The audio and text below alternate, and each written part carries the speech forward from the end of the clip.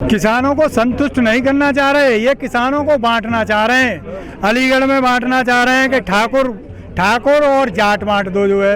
अब इधर आगे आ जाओ तो नोएडा में आगे दादरी में तो यहाँ भी क्या कहते हैं गुर्जर वर्सेस जो है ठाकुर कराना चाह रहे हैं।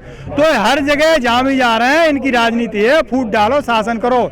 ऐसे ये मुजफ्फरनगर चले गए, वहाँ भी यही नौटंकी पसार रहे हैं कि ये असली किसान नकली किसान। अरे भैया किसान तो किसान है, वो चाहे ठाकुर हो, चाहे गुर्जर हो, चाहे जाट हो, चाहे अहीर हो, चाहे यादव हो, वो किसान है इस देश का। वो सबकी मांग एक ही है। वो किसान कह रहा है कि भैया हमने बहुत दिन तुम्हारी गुलामी कर ली, अब जो है एमएसपी की गारंटी दे दो जिससे हमें 2 पैसे का फायदा हो जाए, और जो तुम ले आए हो बाबा ये हमारे हित में नहीं है, ये वापस ले लो। वो हम खुद किसान हैं, हम आलू के किसान हैं, तो हम आपके चैनल पे ये कहना चाहते हैं कि जो हम आलू पैदा करते हैं उसके ये अच्छे भाव पे बिकवा दे। जैसे ये अंबानी के सिम बिकवाए थे ऐसे हमारा आलू बिकवा दें अच्छे रेट पे। जितनी योजनाएं चल रही हैं ये सारी योजनाएं बंद कर लें, हमें किसी योजना की कोई जरूरत नहीं है। हम जो पैदा कर रहे हैं उसे ये अच्छे रेट पे बिकवा दें बस। या तो ये सरकार बिल वापस ले लेगी, इस सरकार ने बिल वापस नहीं लिए तो अब देश का किसान इन्हीं को वापस ले लेगा, और इन दोनों जोगा भोगाओं को गुजरात भेजने की तैयारी हो जाएगी। तो सरकार कान खोल के सुन ले, या तो बिल वापस ले ले, नहीं तो अपनी वापसी की तैयारी कर ले। पहले 22 में इन्हें वापस लेंगे यहाँ से योगी बाबा को, इन्हें वहीं भेज देंगे उत्तराखंड, बोले जाओ तुम पहाड़ों में रहो, वहीं गाय बकरी चराओ अपनी जो है, यहाँ तुम्हारा कोई काम नहीं है। और उसके बाद वो ना माने गुजराती दोनों बाबू, तो गुजराती बाबू को कह देंगे कि जहाँ तुम अपने गुजरात में जाओ वहीं धंधा पानी करो, अब तुम्हारा धंधा पानी यहाँ नहीं चलने वाला। गूंगी बहरी अंधी सरकार को जगाने के जो लोकतंत्र में तरीके हो सकते हैं हम वो हर तरीका अपना रहे हैं जो है।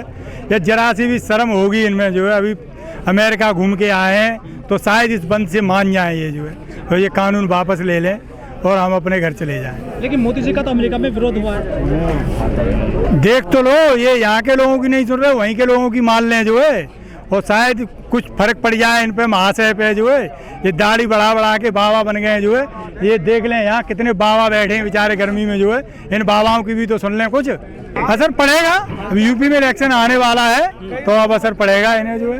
पहले जो योगी सरकार है गन्ने पे पैसा बढ़ाए 2500 प्रति कुंटल, डीजल का रेट बढ़ा दिया इन्होंने 30 से 35 रुपए प्रति लीटर, और गन्ने पे बढ़ा रहे हैं 2.5 पैसे प्रति किलो। तो ये तो बिल्कुल ही लोगों को बेवकूफ़ समझ रहे हैं, लोग बेवकूफ़ बनने वाले हैं नहीं।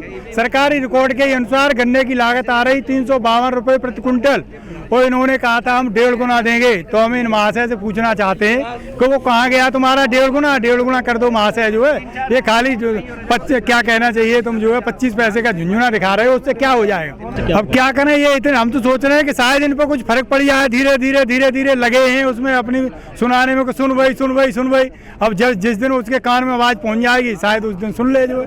पिछले 10 महीने के दौरान किसानों ने 3 बार भारत बंद किया है, कुछ असर तो पड़ नहीं रहा इसका। अब जो बेशरम होता है जो है उसके सामने चाहे कुछ भी कर लो, तो हम तो भैया यही कह सकते हैं जो कर सकते हैं वो अपना कर रहे हैं जो है।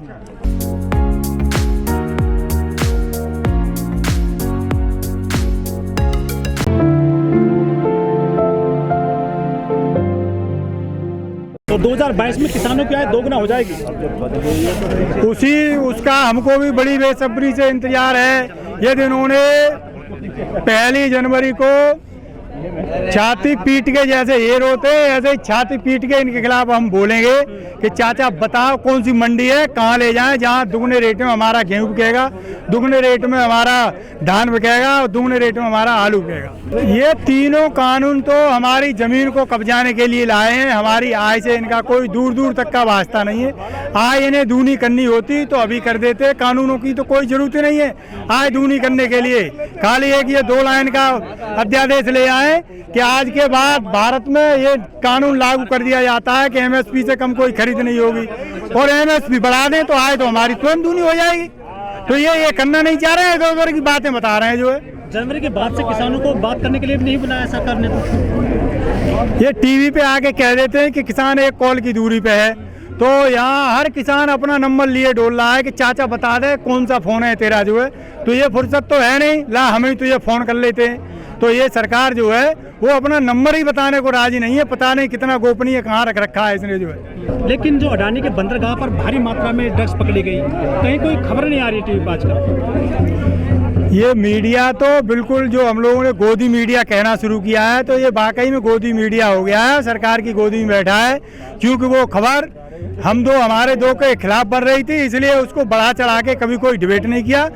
10 ग्राम पकड़ी जाती है तो हर चैनल हर वो उछल कूद कूद करके पूरे जितनी हमारी फिल्म इंडस्ट्री है पूरी फिल्म इंडस्ट्री को बदनाम कर देता है। मैं देख रहा हूँ इस पे कहीं भी मीडिया के कान पे, जो मेन मीडिया है स्ट्रीम मीडिया है, उसके कान पे जूं नहीं रह गई है, एक भी डिबेट नहीं हुई है।